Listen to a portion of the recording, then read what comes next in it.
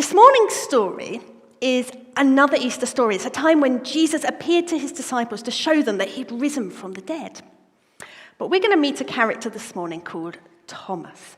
And Thomas was one of Jesus' friends, one of his followers, who wasn't there on one of the days when Jesus appeared to his friends. And Thomas said, well, unless I see Jesus for myself, I'm not going to believe that he's risen from the dead. People don't just rise from the dead.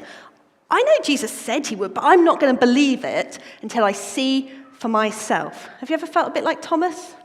No, okay. Obviously, Toby wouldn't conform. So, Thomas believed in Jesus, but did he trust that Jesus would do what he said he would do? Did he trust Jesus with his life? He didn't, did he? No, he didn't.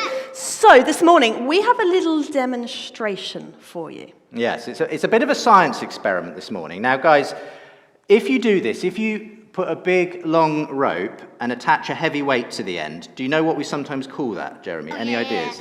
Dad showed me the video of it, and it's called a pendemonium. Not quite. Grace? A pendulum. A pendulum. That's a good word, right, though. a pendulum. So what we've actually created here is a pendulum, and we're going to do a little bit of a science experiment. Now, there's a law of physics around pendulums and around the transfer of energy, okay, which is that you always simply are transferring energy. You never lose it, okay? So if I swing this out here, just to get a bit scientific with you, it's now got potential energy, okay? And as it swings that way, it transfers into kinetic energy and then into potential energy and back, okay?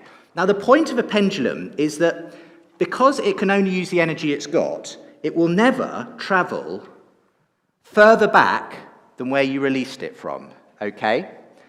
But that's the law, and we all believe that, right? We all believe this law of physics, is that right? Yeah? You happy to say you believe that as well, Noah? Yeah. Have you reached that in your science GCSE? You've probably done something along these lines. Let's hope so. There's a law of physics. We can all believe in a law of physics, right? Okay. But do you have faith in it? Do you have enough trust to put your life on the line when it comes to this law of physics? Now, I want everyone to stand back, right back to the communion table. And Noah, you've kindly volunteered to help us demonstrate this, okay? So what we're going to do is we're going to put you at the end of the stage, okay? I'm not sure Noah remembers volunteering. And we're going to test whether this really works. So you're going to hold this up, and you're going to hold it all the way to your chin, okay? Just a little bit further back, that's it. Okay, right back there. I'm going to go and take us to a safe distance, okay, over here. And what we're going to do is we're going to see if Noah really believes in this law of physics, okay? Because when he releases that, after we count down from 3, okay, he's going to stand exactly where he is, and he's going to watch that pendulum swing back towards him. Will it obey the law of physics? In the face, sorry. So, are we ready for this, guys? I think it's just worth reminding us that there are some really heavy rocks in the bottom of that bucket, and you wouldn't want them. You wouldn't want that coming at you. So we're going to keep a close eye on Noah's face. We've got the camera trained on his head as well as the big picture. So are you ready? Shall we all do this together if we count down? 3, 2, 1, go! Oh, there you go. Well done, Noah had faith that the pendulum wouldn't hit him because it would obey the laws of physics. But sometimes it's easier said than done in real life, isn't it? I can imagine if that was a huge wrecking ball coming towards you, most people, even if they knew the law, would actually duck out the way.